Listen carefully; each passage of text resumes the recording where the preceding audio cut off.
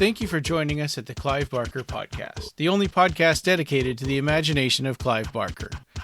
In episode 357, Jose is joined by Joe Manco to discuss Clive Barker appearance news, as well as The Torturer, Hellraiser, and The Jump Tribe. This episode is sponsored by Don Bertram's Celebrate Imagination. Don Bertram is a longtime friend of Clive and advocate of his art, but Don's unique and inspiring paintings are for sale, and up to 50% of the proceeds go to the Arts and Medicine program at the Texas Children's Cancer Center. Click the side banner and follow the link to the Etsy shop to have a look. Hey everybody, it's episode 357 of the Clive Barker Podcast. We're doing some news, and today Ryan couldn't be with us. He's actually doing some R&R, taking some time out on vacation, but we got Joe Manco from Little Spark Films with us. Hey Joe, how you doing? Hello, I'm doing well. How about you? Good. One of the reasons that we invited you here is, of course, because The Torturer, the movie that you guys directed in Little Spark Films, is now on Tubi TV. So yeah, another place to stream it. Yeah, it's a platform that I was really hoping to get on. We used Film Hub for our digital distribution instead of selling it to a network or a studio. It's a 40-minute short film, but it could be a pilot. It's something that could easily be turned into something bigger. And we saw that Film Hub, what they do is they deliver your product out, your content out to various streaming platforms, and if you make the cut, you make the cut. The Torture won 9 awards and hit up 13 film festivals around the globe, and it got picked up by Plex TV first, along with a couple other platforms like One Hub TV and Zumo, but I'm going to be honest, I couldn't figure out how to get Zumo to work. I used to have Zumo on my Fire Stick. It's XUMO, Zumo. And I think I had it for a while. It was a way to get, you can also get local news and stuff on that. Local TV. Yeah. I can never find the Torturer on it. But I saw that Tubi requested that the Torturer be sent to them. And I got really excited, and I was just biting my lip like, oh, man, I hope this happens. But if it doesn't, it doesn't. At least, we got it up. We got it up and out, and sure. It's on Plex. And I know Plex pretty well. A lot of other people, I guess, are still learning the platform. Then once it hit Tubi, it was like lighting a fire. I mean, it just went off. And Tubi's a more known platform. It's more commonly used. I don't know about anyone else, but in America, it's very popular with the horror community. And I'm just so happy that we got up there. And I'm just excited. I'm happy. Everyone's been watching it. Yeah. We've been getting a lot of positive feedback, and I can't wait to see where the journey of the Torture goes from here. That's wonderful. It's got, of course, Paul T. Taylor from Hellraiser Judgment and Lawrence Varnado. Yeah, it's on Tubi, which I've used Tubi to watch a bunch of movies. There actually are some big productions there too. Like you can watch Jupiter Ascending. You can watch Divergent, Ang Lee's The Hulk. So it's a place where Matrix Reloaded. Yeah, you can go there and watch a lot of movies for free on Tubi. That's interesting that you guys got the movie on another streaming platform. Right. Congrats on that. Yeah. We've had a lot of help with getting it pushed too. So, thank you to everybody that's been showing their faith in us and helping us just, move the picture along. Yeah, this could almost be like you said. It's kind of a pilot. It could actually be turned into something longer if there was more budget for that, or it could be part of some horror anthology. Even that seems to be the thing nowadays. Right. Money will make art grow, which it's sad that we live in that world, but that's just how it works. And people got to work, Yeah, we got to work. You can't make movies without the technical part, and you can't have the technical part without the budget. So, right, it's a necessary evil. Yeah, that's cool. Were you joking when you said you were thinking about doing a VHS release of The Torture, a very limited one? No. Oh, you guys are really working on that? Yeah. So there's this guy that lives here in Dallas, Horror Man Cave, and he's starting his own VHS distribution, so I gave him temporary distribution rights for free to distribute the Torture. So we're going to be his first release, and he's making about 50, 60 copies, and Anthony Galadis is putting the template together. No way. For the release, and it's going to come in a clamshell. Hopefully this little test run does well for us. Wow. And then if it does, we can, say let's do 300 copies and see how that flies. And if that does well, Oh, I mean, sure. we're not gonna charge them for like $150 like some of those other VHSs are coming out. We'll keep it modestly priced. Hopefully about $25 a tape. Yeah. What was the guy that's working on that? What did you say his name was? Horror Man Cave. Horror Man Cave. You could find him on Instagram. Oh, I think I found it. Oh wait, is this? No, this isn't him. Oh, Wait, yeah, that is no, him. okay. That is him. Oh, cool. Yeah, he does a lot of SFX and molds and stuff like that, and he's a real cool guy. We hang out a lot, when we do VHS swaps and events and stuff like that. Oh, that's cool. So let me just shout out to his website, thehorrormancave.com. Yeah. I'm always a sucker for like boots and stuff of movies and VHS. Actually, I mean, if you follow me on Facebook, you might know that I'm about to move again. So I'm actually considering how am I going to pack all the VHSs that I have, because those things are freaking heavy, man. I need to downsize that collection. You can go to Costco and get some $10 totes. That's what we use. Yeah. I got a big, gigantic green tote that when I moved here, I had that tote full of VHS, and it was really heavy. But now I think I've gotten a few more. So I might have to like pick a few Goodwill videos that I bought in the past that were like, oh, I'll just buy it because it's 50 cents. But now I'll probably just have to downsize a little bit. I'll give you a shout out if you're interested. I can just send some over. Yeah, if it's something you might be interested in. But it's hard to move, and especially now that I got a bunch of LPs and VHS tapes, and it's like, oh God, how am I going to move this stuff to Cleveland now? So I guess we'll see how that goes. I just don't like to pack. It's just hard. I can't imagine how you guys would have to do if you guys had to pack that house and move. When was the last time you moved? It's been a minute. It's been a long minute. I can't even remember. But no, it's a lot of stuff, and like I said, I just got some $10 totes from Costco. Catalina found those, and I think we have about 7 or 8 of them, maybe less. I don't remember. And they're just loaded up with tapes. Well, I'm looking forward to that limited edition of The Torture. I mean, you can definitely sign me up to buy one of those when it's out. Oh yeah, as soon as it's up, we'll have it available on our website. We'll link it to Horror Man Cave. We'll put out a campaign email from our website. So if you sign up to littlesparkfilms.net, you can find out first from there when they'll be available. And they're going to be, like I said, a limited run, probably of about 50 tapes. Yeah. Well, we'll see what happens. If it does well, then we'll get more. Yeah, that sounds good. Yeah. It's funny because nowadays we're living in a time when VHS is making a comeback in terms of collecting. And I'm sure if you put that stuff on one of those Facebook groups for like videos and people who make movie boots of modern films in VHS, those things go like hotcakes. I mean, I'm predicting that whenever those tapes come out, if you put that stuff on one of those groups on Facebook, it's going to just fly off. People make a lot of interesting stuff with tapes these days. Yeah, the fan-made art on VHS tapes is pretty amazing on some of these newer films, and I really want to start getting some of those, but at the same time, just like I don't need another Vice. Yeah, I know. You might end up with a Vice mare. That was bad. But yeah, I mean, I got some tapes that I got off of Facebook groups that are like,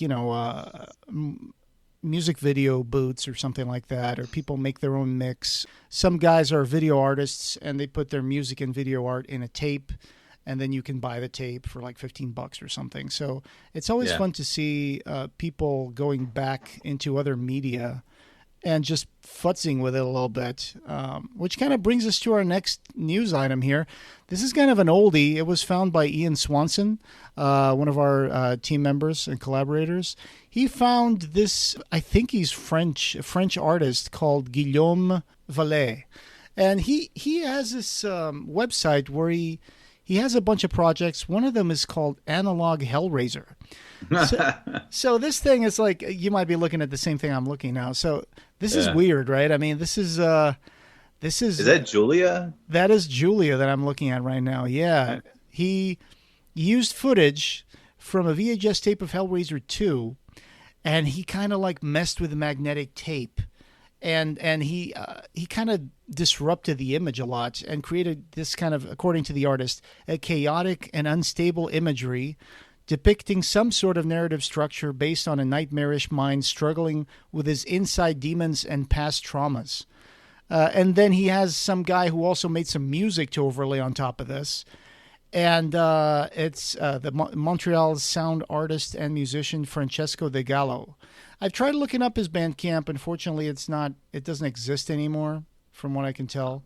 So this is like an old project from 2013, apparently. But yeah, looks like scrambled porn. Yeah, right. Yes, it kind of looks like that. So there's a little preview of the project, and it's just very, very glitchy, very like staticky. And apparently, this was shown in some art exhibits, like the Light and Shadow Salon in London, UK, and in Bourges, France, at another kind of exhibit. And this thing is just kind of wild. Like, I'm looking at the footage rolling in front of my eyes now, and you see Leviathan and Tiffany kind of kneeling down in front of Leviathan, working the lament configuration. But this is almost borderline unwatchable. It's like a nightmare if you dreamed in video. Yeah, it's like everybody has that dream where everything is static everywhere and you can't really understand what's going on. This is kind of like that. And it's got that eerie music in the background as well, which kind of adds to the disorientation. Right. So it's interesting that he picked Hellraiser 2 to make one of his projects. So I got a little note in the show notes there if you want to check this out. Apparently this came out in VHS on this guy's store back in 2013. But of course, his store doesn't even work anymore. So who knows how many tapes were out there. If you have one, let us know if it was worth it. Analog Hellraiser. Well, we know some of that stuff isn't worth it. Barn of the Blood Llama. Oh my God, yeah. Sorry to the director of Barn of the Blood Llama if you're listening to this, but yeah, it sucks. You know a funny story? Ever since we went to the Texas Frightmare weekend and played that movie, I totally misplaced the DVD. I have no idea where it is. Luckily, I had copied it to my computer. But yeah, it was the anniversary edition of the Barn of the Blood Llama, which was basically a CDR written in Sharpie saying anniversary edition, Barn of the Blood Llama. That's what I bought from the guy. Some effort he put into it. Yeah. And I still have the empty box. It's got to be somewhere. In my countless DVDs, I probably put that inside another box and forgot about it. I think you might have slipped it in a Clive Barker book somewhere and put it away. That's probably, you know what? That's a good catch. I probably will do that because I did take some stuff to the con. Anyway, Phil and Sarah, right? The Clive Barker archivists, they tweeted something interesting about this programming that the British Film Institute is going to premiere this year, coming this autumn. It's going to be called In Dreams Are Monsters. It's all the different types of monster tropes, right? Yeah, so what this is going to be, a series of programmed films for the British Film Institute, which they titled In Dreams Are Monsters, and that's going to be available at cinemas UK-wide and online on the BFI player from 17 October to 31st of December. So that's kind of like a long festival. It's going to go throughout the autumn. And so it's going to have a bunch of things. It's going to have the full program is in the page that we link in the show notes. They're going to announce what movies are going to be in this program on 8 of September this year. So, a little over a month from now. They're going to have some events and screenings. They're going to have some discussions and events at the British Film Institute South Bank, and a whole bunch of events. You guys gonna check out the link in the show notes, but it seems like that if Phil and Sarah tweeted about this, they're saying roll on October. Maybe, and this is just my speculation, maybe they're going to include like Hellraiser from Clive Barker, because that would make total sense. Well, that'd be really interesting, because upon reading, checking out, researching this event, they were talking about, they're going to focus on 5 different monster types, and so they mentioned the vampire, the zombie, the ghost, the beast, and the witch. And I mean, of course, there's many more different types of monsters in literature and art, as a whole. But those 5 are what they're focusing on. And I really hope that not just some film history class, but I mean, I kind of do hope it's just that too. But what are they going to show, if anything, that's related to Clive Barker? I mean, what does Clive Barker have that fits vampires, zombies, witches, ghosts, or the beast? Yeah, I mean, technically, Hellraiser can cross out a couple of those, right? Vampire and zombie, because I guess to a degree. I always thought that Frank is like a reanimated, body, and also kind of a vampire, right? He needs blood to survive. He sucks their life force out. Yeah. I mean, the Beast, of course, Nightbreed, that could also be a candidate. I would love to see them include that in the British Film Institute autumn programming. I guess for Witch, you have Lord of Illusions. Yeah. I mean, Witch, sure. Yeah, so who knows? I mean, the fact that they tweeted this out, it could just mean they're excited about this because they're British and this is from the British Film Institute. But I wish that they would include something by Clive Barker in this. So we'll find out more when they announce what's going to be the lineup for the movie programming that they're going to be putting in. So for UK people, I guess Americans can't really watch stuff on the BFI player unless you've got a VPN or something like that, because those things are kind of geo-locked. They're geo-locked, yeah, which sucks. I mean, that kind of like geo-localization is just, I know it's rights and whatever and certain things, but legal issues, but I wish that we could watch, because sometimes BFI player has so much cool stuff playing on it and documentaries and stuff I want to watch, and it's like, I can't do it unless I get a VPN and say that I'm in the UK or in England or something like that. So that's what's great about Troma. They don't geo-lock anything. There you go. Yeah. Not their DVDs, not their Blu-rays, not their streaming service. Troma is available global-wide. Get Troma now for $4.99 a month. First month free. Send us a check, Troma. Uncle Lloydie, send us a check. And we'll see what happens with that programming for the autumn. In Dreams Are Monsters from the BFI. And we'll keep our UK listeners posted on what movies they're going to be releasing. Check out the show notes for a little more information. It's been kind of a trove of like Clive Barker news coming out and some stuff from the past that keeps getting brought back and new people show up. And there's this guy, this writer called Michael Cavassini, and he's got a very interesting website. He's been posting a lot of interesting articles there about Clive Barker and times that he met Clive Barker, and interviews and articles and photos. And recently posted, as we record this, it was like 4 days ago, there's a new interview with Peter Atkins. So yeah, Pete. Yeah. So he's been making the rounds lately, I've noticed. Yes, he has. Yeah. He's been in a lot of like streaming events, and he's been doing some interviews for podcasts. And it's great because Pete Atkins, more people need to be reading Peter Atkins. He's really a great author. Right. And he's been putting out so much stuff over the years. And he's, kind of the co-creator of Hellraiser in a way, because he's added so much to the movie franchise with his scripts for Hellraiser 2, 3, 4. Yeah. Yeah. Definitely. But it's an interesting interview. It's pretty long, actually. It's like it's only a video. It's not something you can just second read. It's a 2-hour video, right? It's a 2 hours and 53 minutes video, so it's almost 3 hours. They're kind of competing with us on how long our interviews can be, I guess. But no, it's always fun to listen to Pete. He always cracks me up, and he's just being real and nonchalant, and I love listening to his interviews. So. Yeah, this one is really good. I've watched some of it. I haven't watched all of it because it's really long, so I'm breaking it up in installments. But cool stories that I don't think I've heard him talk about these anywhere else, not even on our podcast. Like one time they went to the movies and it was Chinatown with Jack Nicholson. He says he was at the movies with Clive Barker and a few other people from the dog company. And there's a scene where, if you remember, Jack Nicholson gets his nose sliced by a character in Chinatown. It's a scene where the guy says something like, "You're pretty nosy. You know what happens to nosy people? They lose their nose." And he kind of like, and it's actually Roman Polanski playing that gangster that does that to Jack Nicholson.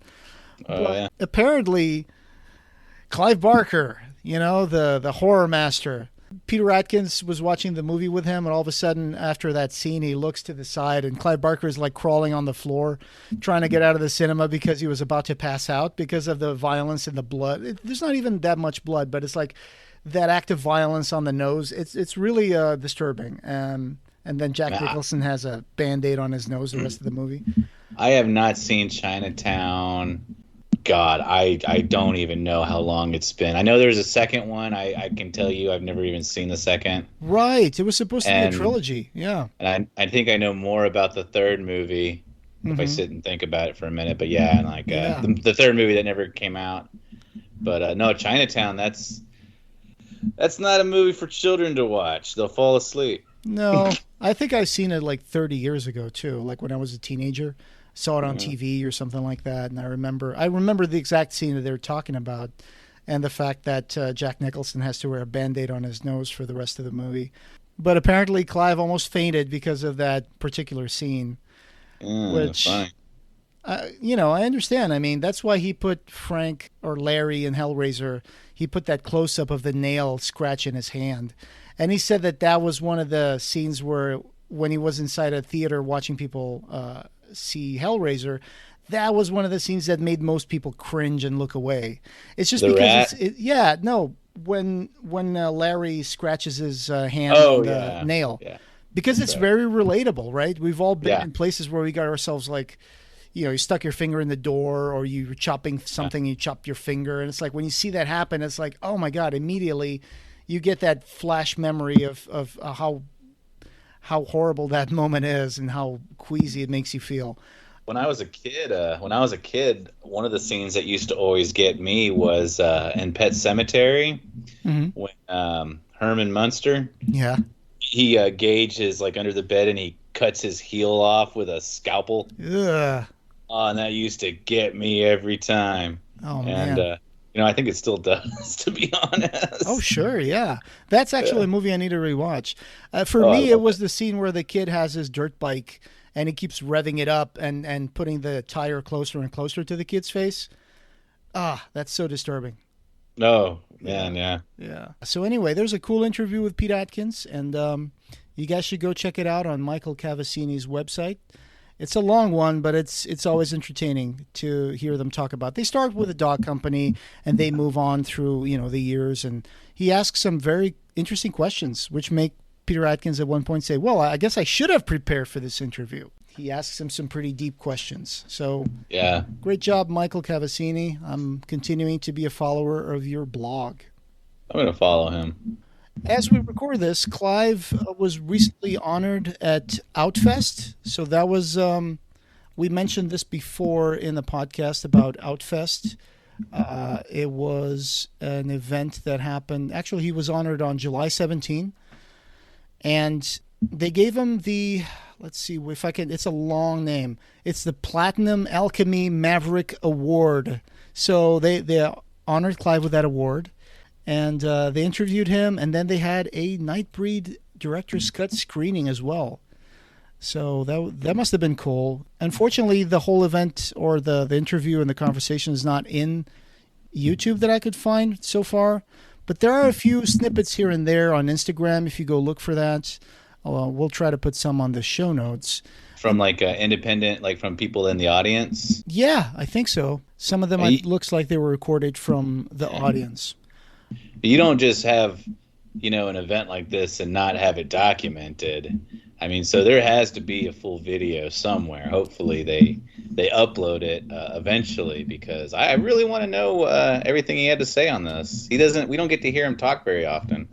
Yeah, I know. It's there's a few videos like I'm adding to the show notes, and one of them he's talking about trans rights, and he's asking people like so if they're comfortable with who they are, and some people are going like yes, and some people go like no, and he goes on to talk about the fact that he's a gay man, and in this world there's still gay people who are being like killed because of who they are, and being thrown off of buildings or shot or killed. He has a quote that I believe is from Robert Owen that is, "I believe the whole world is queer save for thee and me, and I think you're a little queer."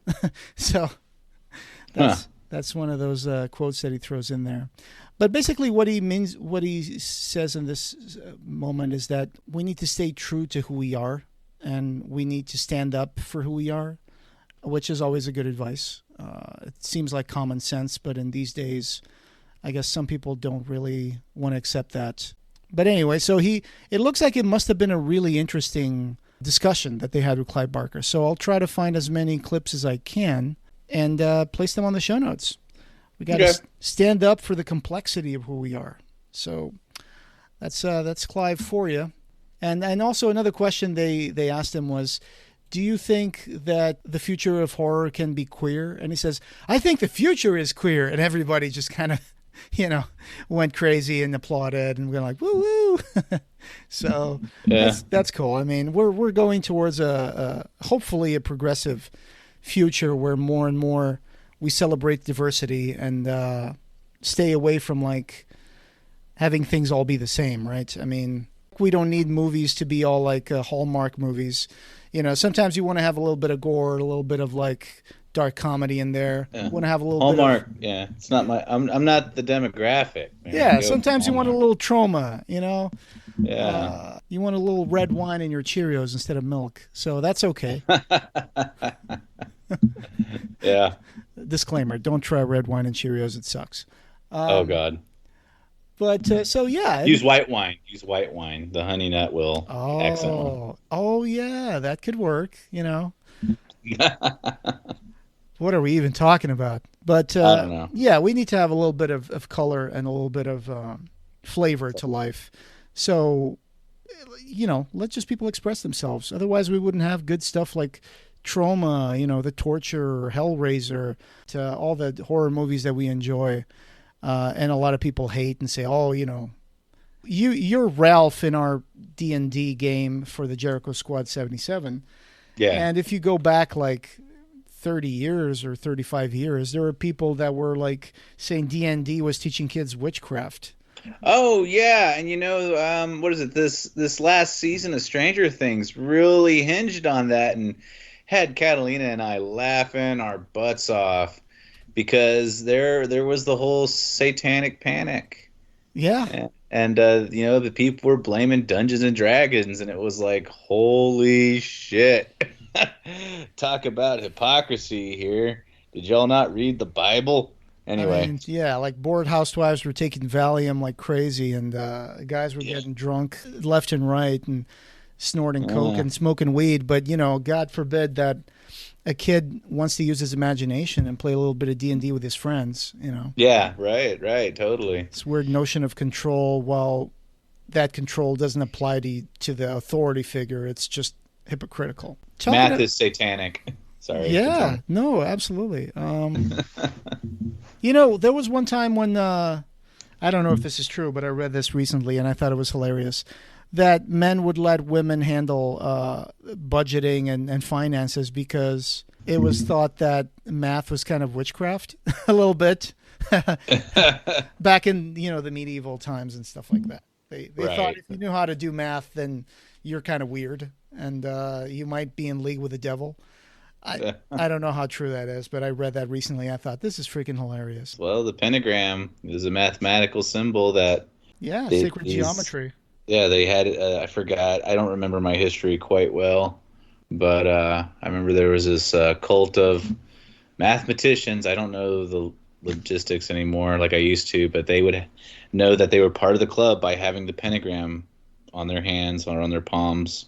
Oh, and but I don't know. I don't remember that story. I don't even know why I brought it up. I remember the Night Stalker having a pentagram on his hand.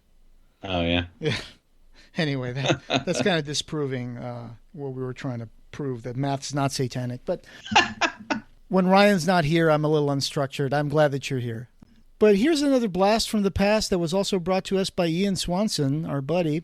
He found out on the Subterranean Press readers page on Facebook that there was an announcement about a project related to Clive Barker that we totally missed out on. So... These are adorable. Yeah. So if you remember, we've talked about this stuff before. The Jump Tribe line of plushies that came out in, let's see, when did this come out? I think it was either 2005, I think. And there were these little characters that were designed by Clive Barker. And I'm not even sure if these were supposed to be pre-Aberrat stuff, or they were supposed to be an Aberrat and then he just turned them into like their own line. But they only came out like 4 in the line, so I believe. Well, I mean, they look expensive to make. I mean, they're probably modestly priced if you buy them from the manufacturer. Yeah. So it's kind of a fuzzy fleece plushies, and they had stories that came with them. They had a little booklet that came with stories about each character. And there was like a decoding thing for like the language that they used called Jumpish, which there were some symbols that you could translate to find out what they meant, the message in there. It was Yabu, was a little kind of blue elephant guy. There was Kungu Ma, which was kind of like I would call it like a orange-looking, snout-shaped, almost like a badger kind of animal. And then there was a leopard with horns. I forgot the name of that one. These things look so intricate and adorable. Like, I feel like they should be sold at art museums and like gift shops. I totally agree with you. Yeah. They're pretty cool. Ryan has a complete set of them, including the 2005 SummerCon exclusive Yabu, which I think had a little something different about him. Like maybe the color was different or something. But so it looks like Subterranean Press back in January of this year was working on compiling this stuff into a book, like the little stories and stuff. Ian asked them, what's the news about the project? And William Schaefer, the guy who was working on this project, said, waiting for a few things from the author and his archivists, which of course he probably means Phil and Sarah. So, hey, they announced this in January, so I guess it's July. They're probably, hopefully this would come out this year, if that would be a possibility. I would totally get into this. I never got the plushies. I talked to you about this before we started recording, and you were like, oh yeah, I got to get these to my wife. Oh yeah, I definitely do. I need to get them for Catalina. It's a funny story. They weren't a big hit, and at one point they didn't sell very well, and I think at one point they disappeared off the market, and then they started showing up in mass quantities on eBay. Apparently some guy had a warehouse full of these things, and he was dumping them on eBay. So for a while there was kind of a frenzy of people buying these little plushies, Jump Tribe, on eBay. And I don't know if that's dried out. I think that dried out some years ago, but hopefully it's not hard to find, because I guess I can check that while we're actually talking. Let me see if we have some on eBay right now. The point is, it would be cool to see the booklet and the information that was in the books to actually come out as a book, a compilation that we could have for people who can't find all of the plushies. Yeah, that'd be cool. I mean, I know you're into a lot of figurines and stuff. I mean, whenever you guys post something on Instagram, I always marvel at the giant wall of artifacts behind you guys. Yeah, we got a lot of stupid stuff. And it just keeps growing. Yeah. There's so much more I want to get.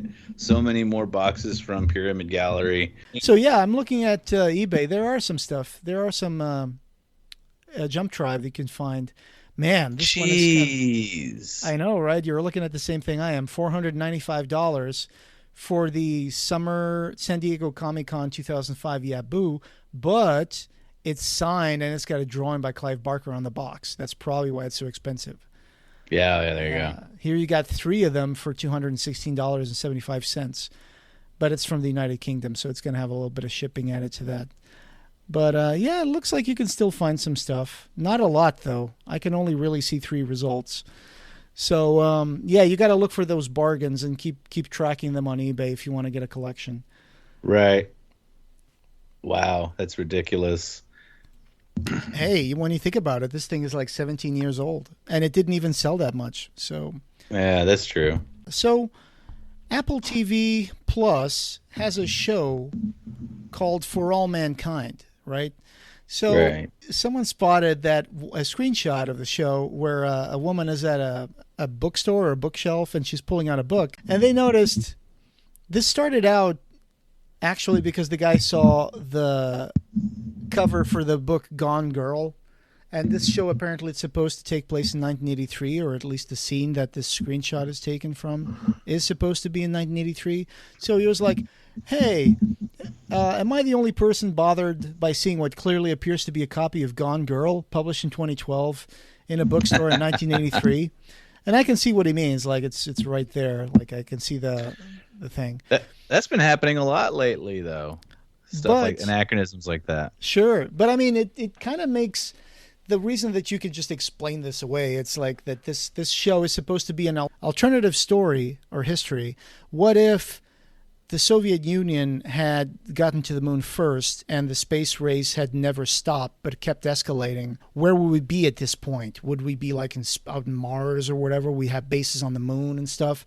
And so the funny thing is, yeah, go ahead. Given that premise, I don't think that would have made Gone Girl become published or even conceived, right?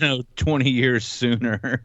I think this is more of a nod from the set dresser or the art designer or whatever. It could be. I mean, there's another show Catalina was telling me about. There was a VHS copy of Baz Luhrmann's Romeo and Juliet on the bookshelf or underneath the TV, and the movie took place, or the show took place in the 80s. And we went to this Stranger Things installation. It was like a pop-up installation at a mall for Stranger Things, and I know that there's some leniency that must be given to some of this stuff because various editions of older movies are hard to come by, or sure. Betamax is hard to come by. But I mean, these guys had like Titanic and Galaxy Quest and Mystery Men on the shelf underneath the television. I'm just like, those movies weren't around yet. What the heck?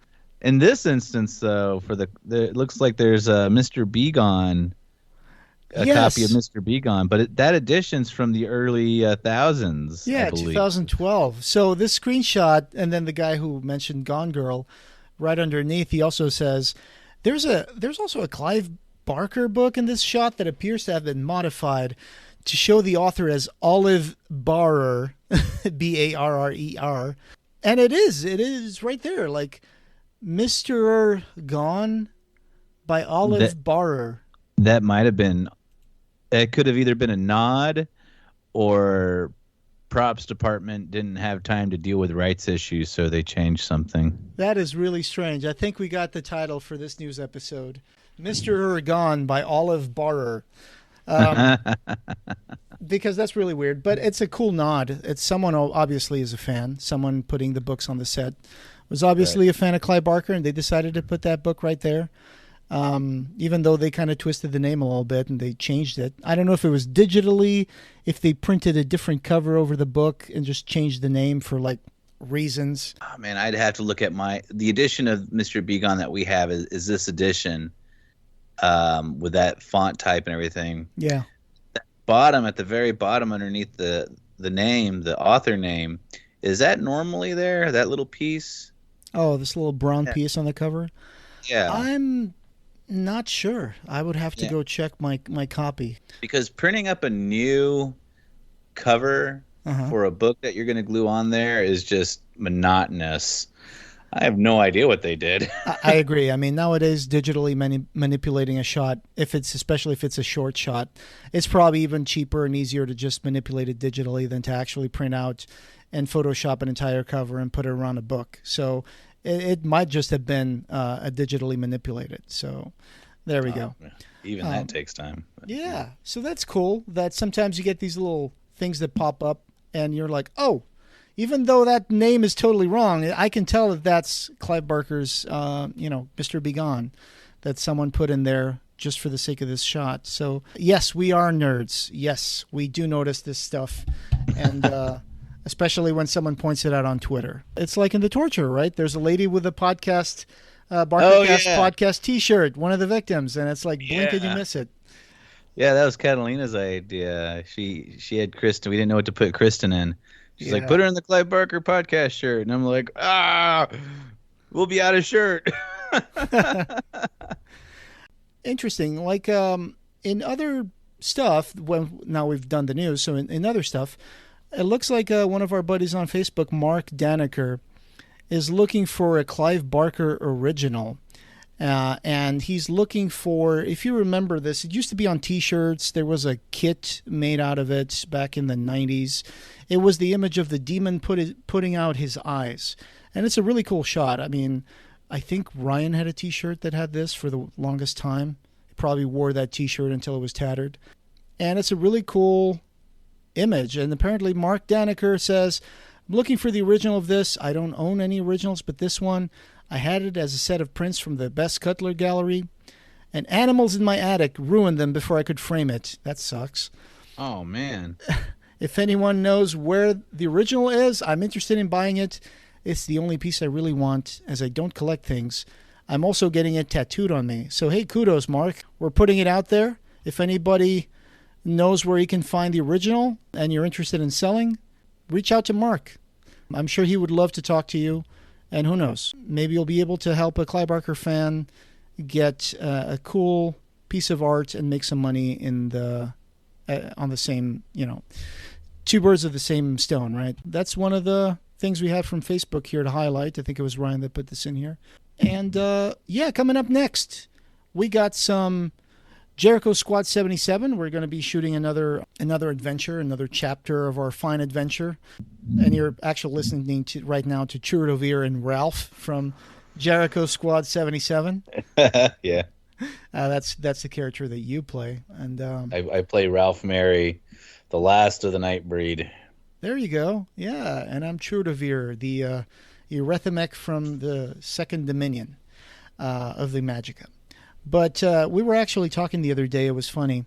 We were doing the commentary track for the theatrical cut of Nightbreed, and Ryan looked at the statue of Baphomet, and he told, I think it's on the commentary track, he's like, oh man, now that I look at the character of Ralph, I gave him such a huge stone hand from the Baphomet statue that kind of just, it's like a backpack for you, right? It's got the fingers wrapped around your torso, and you kind of carry that around, and it focuses your magic powers.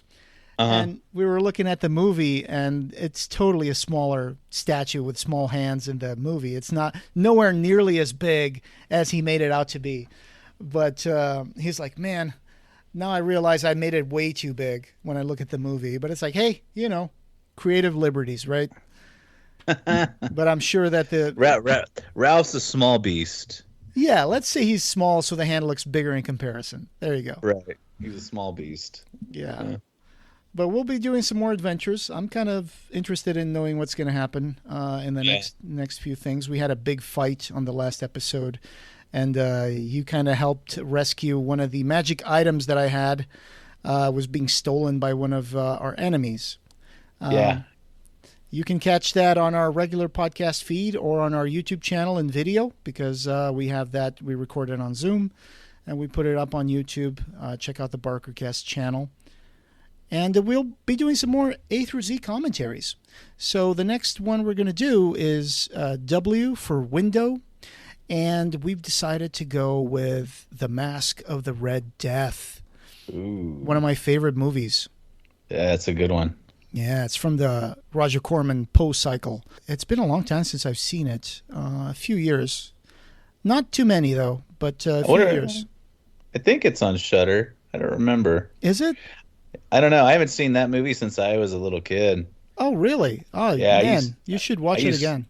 I used to watch so many of those classic horror movies and monster movies back in the day. So much now, just like trying to keep up with everything. But man, that's a good one. I think, I'm going to let Catalina know. Yeah, tell her if she's interested in joining us for Masque of the Red Death, because it's a really cool movie. It's a personal favorite of mine. You know, for the longest time, I saw this when I was a kid on TV. It looks like a lot of these old Corman movies and Vincent Price and Peter Cushing. I saw most of these on TV at night when I was a kid, and that's why it's stuck back there.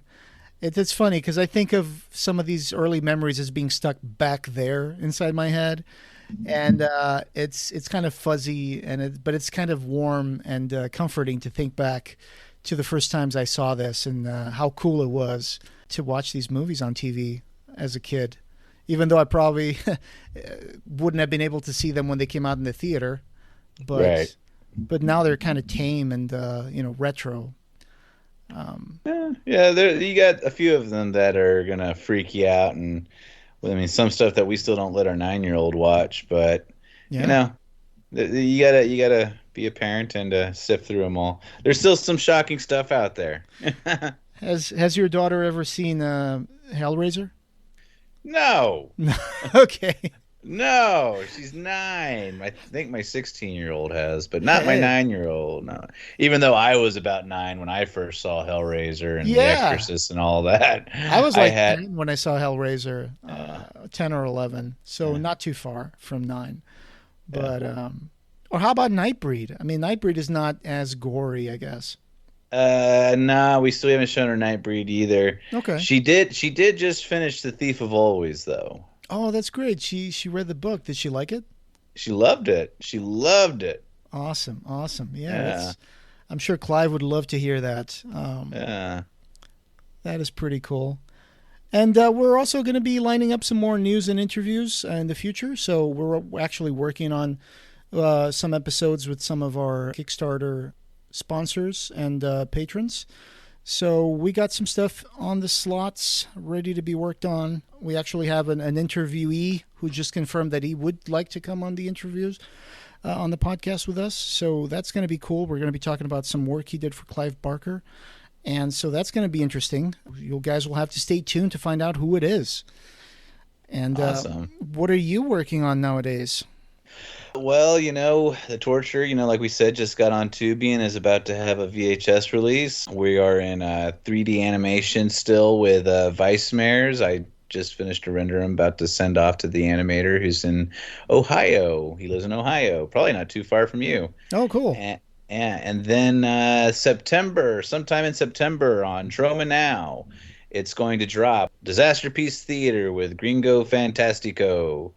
And it's the Troma Now season that we shot. We shot about 8 episodes, I believe, and he's a luchador horror host, and he will be our first guest on episode 1 is Lloyd Kaufman, and we shot this, and it was a lot of fun. It was wild.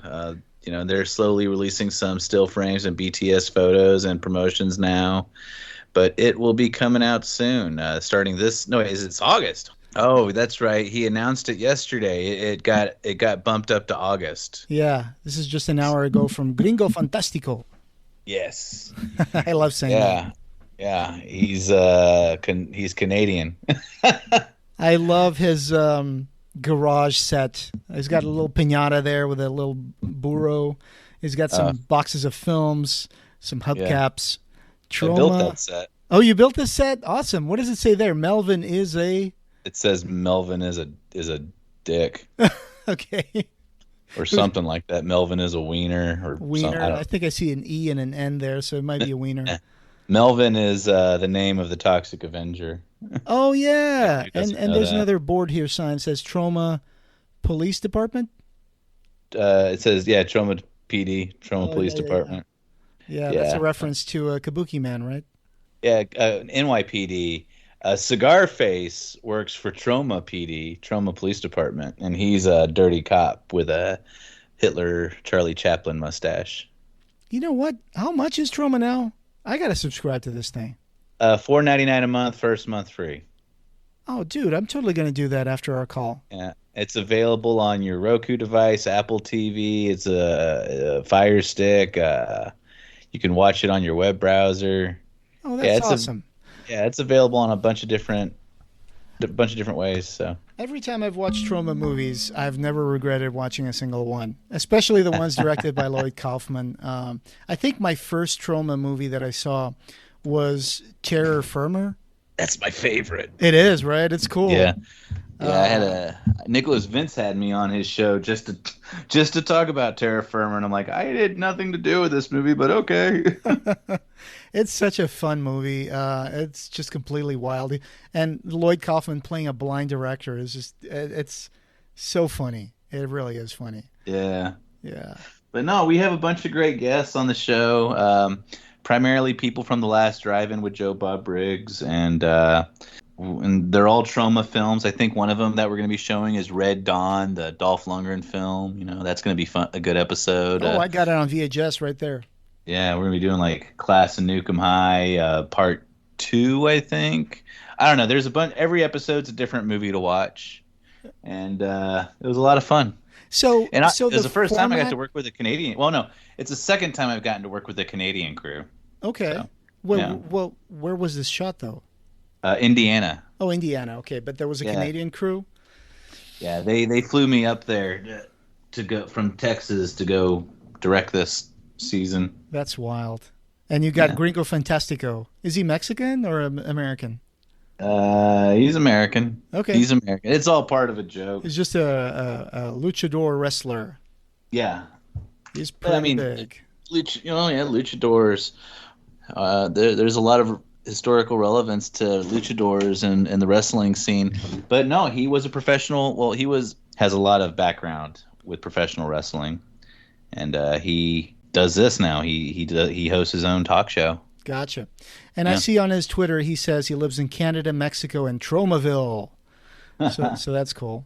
Fantastico Disaster Piece Theater on Troma Now. So if you guys are interested in that, if you guys have a nostalgia for watching The Toxic Avenger, if you remember watching Kabuki Man, NYPD, and there's a whole bunch of other movies. I mean, there's so much stuff on Troma that over the years has just gathered up that I'm sure you guys can watch there. Yeah, I should look at more of these movies on Troma Now. So I'm definitely going to give it a shot. Okay. Yeah, cool. And we'll be posting when the episodes start to drop. Yeah, and so the format of the episode, if I understood correctly, is Gringo Fantastico is like a horror host, so he interviews people, and then there's like a watch party with the movie? No. Or they just talk about the movie?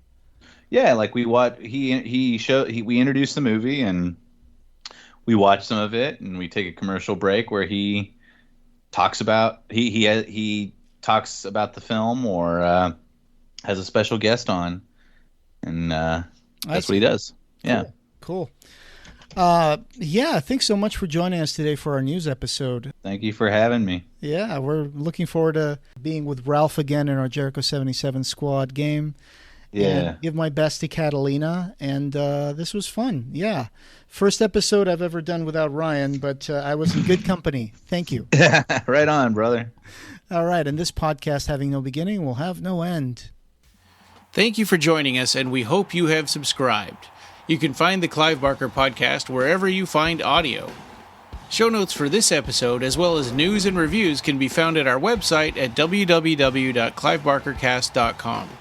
The Clive Barker Podcast, or BarkerCast, is an independent editorial podcast and blog that is not affiliated with or under contract by Clive Barker or Seraphim Inc. This is a labor of love by the fans for the fans. Watch for our annual Kickstarter fundraisers to get some cool stuff, and you can buy t-shirts on our TeePublic store. Go to teepublic.com and search for BarkerCast.